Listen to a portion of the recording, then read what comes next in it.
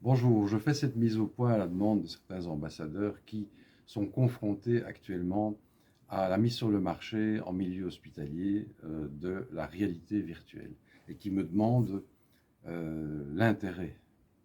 Alors, je vais être très clair.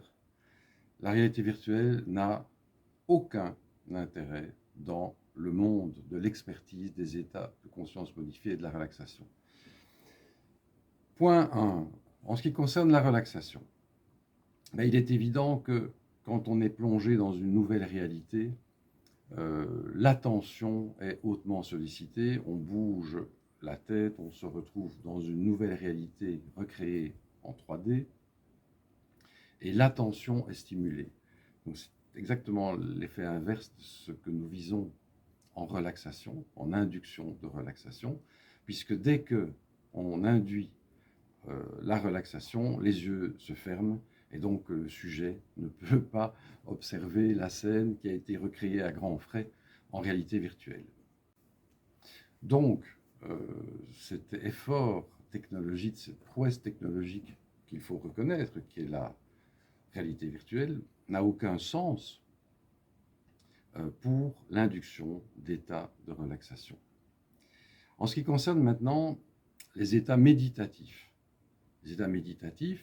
où le grand principe de la méditation transcendantale, c'est avant tout de, entre guillemets, faire le vide cortical en tout cas, et de se concentrer sur les sensations corporelles, sur la sensorialité, sur son corps, de manière à diminuer et puis arrêter le flux des pensées corticales. Bien là, encore une fois, à partir du moment où on est plongé dans une autre réalité, c'est très difficile, alors que l'attention est attirée par l'observation de cette nouvelle réalité, c'est très difficile de faire cet effort qui n'est déjà pas aisé de méditation dans la sensorialité.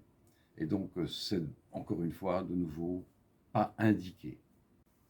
Donc, en conclusion, nous nous retrouvons face à une situation au niveau de la conscience similaire à l'observation d'un film à la télévision ou de vidéos. Et dans les années 90, nous avions déjà à l'époque investigué la possibilité de réaliser des vidéos en images de synthèse à grands frais, c'était assez cher à l'époque, et déjà à cette époque on s'était rendu compte du même problème, qui était que les gens, au lieu de regarder nos belles vidéos, qui nous avaient coûté très cher, fermaient les yeux après 5 minutes, dès qu'ils entraient en relaxation, ils n'avaient plus l'occasion d'observer le travail réalisé en vidéo. Et donc il faut savoir qu'en 1997, comme je suis toujours intéressé par la nouveauté, par le futur, déjà dans le livre qui est paru aux éditions du Souffle d'Or, qui s'intitulait Faites chanter vos neurones, j'avais consacré un chapitre en 97, en 97, à la réalité virtuelle. Et je peux vous dire que si ça avait eu le moindre intérêt, eh bien, dès cette époque, nous aurions investi dans le domaine de la réalité virtuelle. Récemment encore, une société française nous a proposé la reprise de tout le matériel qu'ils ont développé, ces deux médecins parisiens. Et bon, c'était même pas très cher, mais nous avons vraiment pris la décision de ne pas nous y intéresser, de manière à ne pas brouiller les esprits. Parce que pourquoi? Parce que c'est la mode. Proposer une technologie qui n'a aucun sens. Donc nous nous sommes plutôt concentrés depuis 30 ans sur la constitution de messages vocaux, des enregistrements audio qui sont constitués de musique et de voix relaxantes, de voix guides, qui laissent libre cours, une fois qu'on a fermé les yeux, à sa propre imagerie.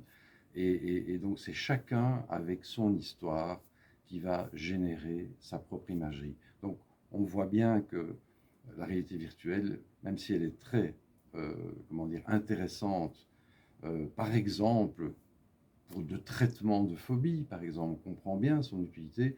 Chez nous, en ce qui concerne l'utilisation en milieu hospitalier, aucun intérêt. La technologie psycho est nettement plus indiquée.